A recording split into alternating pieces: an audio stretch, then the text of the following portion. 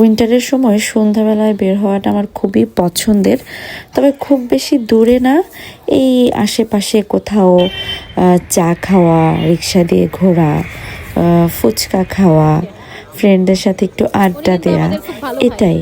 তো এই ভেবে ছুটির দিনে চলে গিয়েছিলাম বাসার পাশেই সনির পেছনে অনেক অনেক চায়ের দোকান, সেখানে।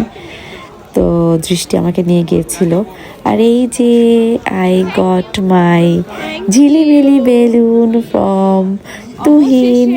Thank you Tuhin. আমার হঠাৎ করে আমাদের দুইজনকে দুইটা ঝিলিমিলি বেলুন এনে একদম সারপ্রাইজ করে দিয়েছে। আমরা খুব খুশি হয়ে গেছি। তো আসলে সারা সপ্তাহ যখন অফিস করি তখন মনে হয় যে যেই দিন ছুটি পাবো শুধু বাসায় থাকবো, ঘুমাবো ঘুমাবো ঘুমাবো। আর যখন কিনা